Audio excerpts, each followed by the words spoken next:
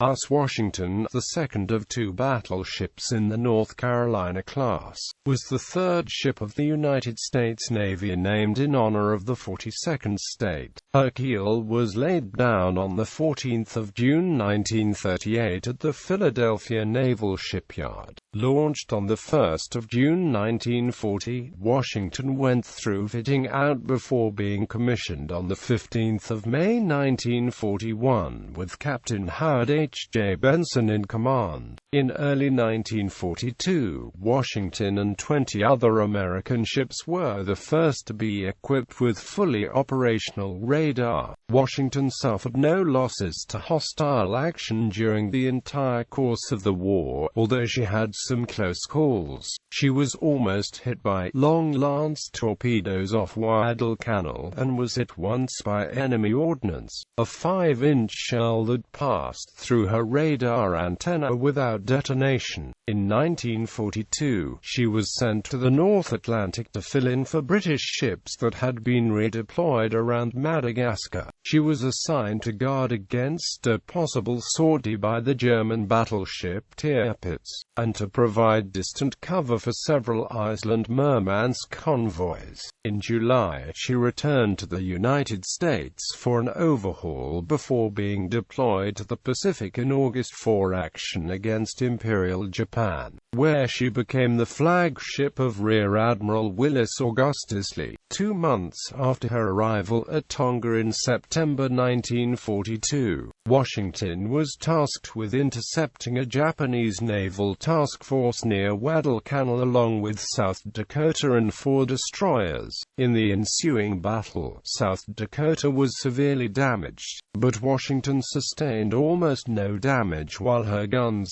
sank the battleship Kirishima and the destroyer Iron Army. Washington operated as an escort for aircraft carrier task forces for most of 1943, and then bombarded Nauru in December in company with 5 other battleships. Around dawn on the 1st of February 1944, Washington rammed the battleship Indiana and incurred several fatalities when the latter was maneuvering across the formation to refuel destroyers. With around 60 feet of her bow heavily damaged, Washington was forced to retire. The Pearl Harbor shipyards fitted the battleship with a temporary bow. A full restoration had to wait until the ship docked in the Puget Sound Navy Yard. Washington arrived back in the war zone only in mid-1944. She took part in bombarding Saipan and Tinian before joining the Battle of the Philippine Sea, where the Japanese Combined Fleet's aircraft were decisively defeated by American sea-based fighters and anti-aircraft fire. For the rest of the war, Washington alternated between shore bombardment and carrier escort, including direct support in the battles of Iwo Jima and Okinawa. On the 1st of July 1945, the battleship headed for the United States for a badly needed overhaul. She entered the Puget Sound Navy Yard and did not emerge until October, after the end of the war. She sailed to Philadelphia, participating in Navy Day celebrations there, before her assignment to Operation Magic Carpet, the withdrawal of American military personnel from overseas deployments. Washington was decommissioned on the 27th of June 1947, stricken on the 1st of June 1960, and sold for scrapping on the 24th of May 1961.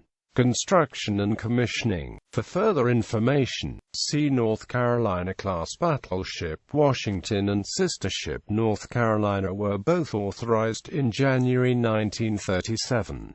5 shipyards, including 3 private corporations, and 2 naval shipyards tendered bids to build the ships. As the government-owned yards had significantly lower bids, the Navy assigned North Carolina to Brooklyn and Washington to Philadelphia. Washington's keel was laid on the 14th of June 1938 in Philadelphia's Slipway No. 3, and the hull was launched on the 1st of June 1940, the first battleship launched in the United States since 1921. after a near debacle during the launch of the destroyer Buck. When a merchant ship did not heed the warnings of the Coast Guard, the Delaware River was closed for 2 miles around the site of Washington's launch. This had the added, or primary, benefit of clearing the river to deprive potential spies of photographic and other information on the ships. Other efforts to prevent any photos included air patrols above the slipway, state police across the river, and the exclusion of any person who could not produce proper credentials. Still, 25,000 attended the ceremony and heard a speech by Senator David I. Walsh, the chairman of the Senate's Committee on Naval Affairs. Washington was sponsored and christened by 15-year-old Virginia Marshall, who broke a bottle of champagne over the bow as the ship slid into the water, immediately after tugboats pushed the incomplete ship into a nearby dry dock for fitting out. The main guns were installed during this time after being transported from the Washington Navy Yard on 2 barges towed by Navajo. Soon after being completed, Washington was commissioned into the United States Navy on the 15th of May 1941. Washington was 728 feet 11.625 inches long, 108 feet 3.875 inches wide, and had a 34-foot 9-inch maximum draft. The ship was powered by 8 Babcock and Amp Wilcox 3-drum express-type boilers driving 4 sets of General Electric geared turbines. These were nominally rated at 121,000 shaft horsepower to 4 propellers, giving the ship a top speed of roughly 28 knots. At the more economical 15 knots, Washington could steam for 17,450 nautical miles. Washington's main battery was composed of 9 16-45 caliber Mark Chapter 6 guns arranged in 3 turrets. 2 super-firing turrets were located near the bow, while the third was at the stern. Secondary armament included dual-purpose 5.38 caliber Mark Chapter 12 guns, arranged all around the superstructure, and greatly varying numbers of 1.175 caliber guns, Browning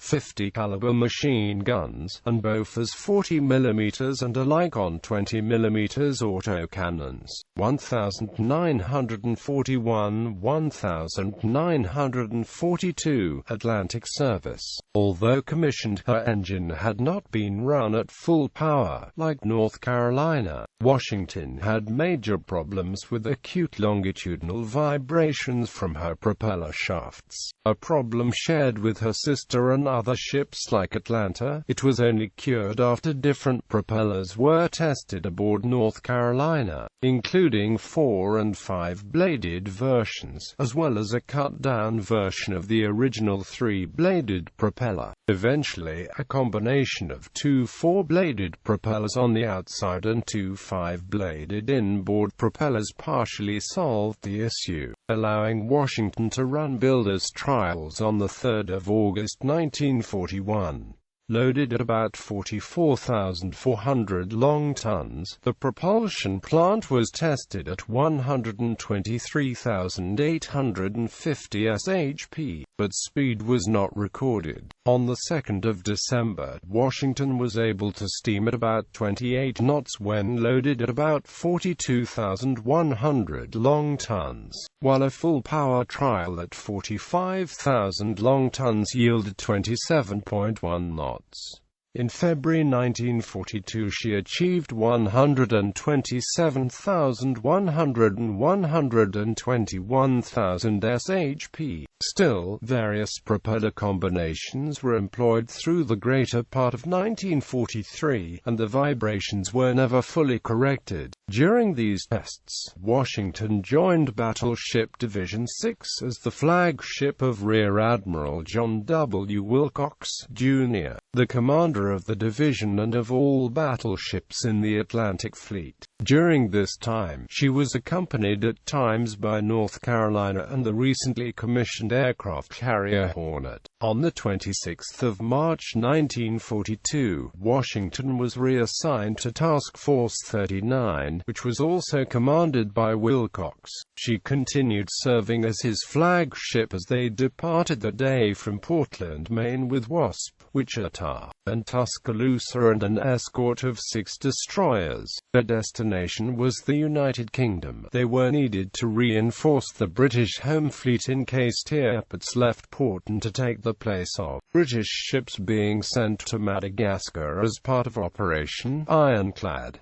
While crossing the Atlantic, a man went overboard in heavy seas. It was found shortly thereafter that it had been Wilcox. Planes from Wasp assisted while Tuscaloosa dropped lifebuoys and 2 destroyers combed the area behind the battleship. A crewman aboard Wilson saw a body face down in the water, but the ship was unable to bring it aboard due to the sea conditions. It will probably never be known what exactly happened. He could have been washed overboard by a large wave, while the Dictionary of American Naval Fighting Ships says one school of thought has it that he had suffered a heart attack. Now commanded by Rear Admiral Robert C. Giffen in Wichita, the force continued to Scapa Flow, arriving on the 4th of April 1942.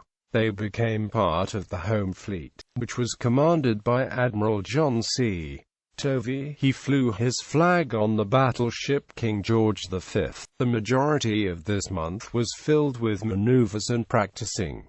It was only on the 28th of April that Washington left Scapa Flow for an operation, accompanied by various ships, including King George V, Victorious, Kenya and 6 destroyers from Britain and Wichita, Tuscaloosa and 4 destroyers from the United States. Washington was assigned to provide distant cover for BB-56, one of the Iceland Murmansk convoys.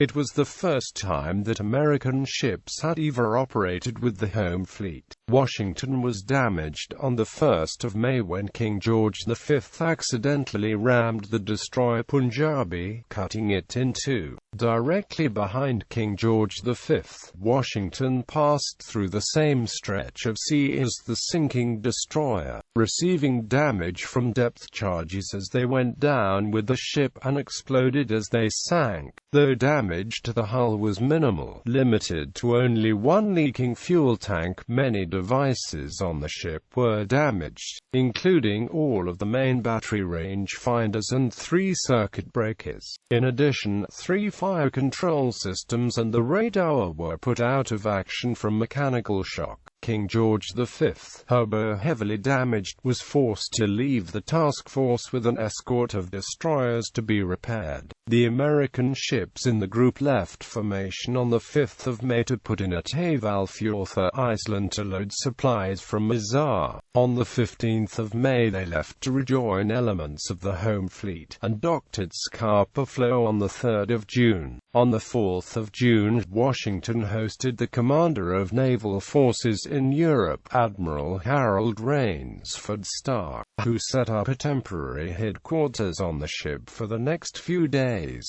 On the 7th of June, King George VI inspected the battleship. For the next month, Washington remained in the North Atlantic to provide distant cover against the threat of German heavy ships for the next 2 PQ convoys, PQ-16 and PQ-17. PQ-17 was notable for being a complete disaster. In a confusing series of events, the British Admiralty ordered the convoy to scatter on the 4th of July. The way the messages were phrased indicated to the commanders of the convoy and escort that Tirpitz was nearby. However, Tirpitz, escorted by Admiral Hipper and 6 destroyers, was still off northern Norway. The decision to disperse the ships left many of the merchant ships alone. The ones that were lucky enough to still have an escort had only small warships, as all ships larger than destroyers had been ordered to sail west at high speed, fearing a U-boat attack. Only 13 merchant ships of the 34 present before scattering reached Russia. The rest were sunk by U-boats and aircraft of the Luftwaffe. Washington was recalled to the United States shortly after this debacle. She departed Philadelphia on the 14th of July with an escort of 4 destroyers and set sail for New York. She put in at Gravesend Bay on the 21st of July, but 2 days later she moved to the Brooklyn Navy Yard for an overhaul.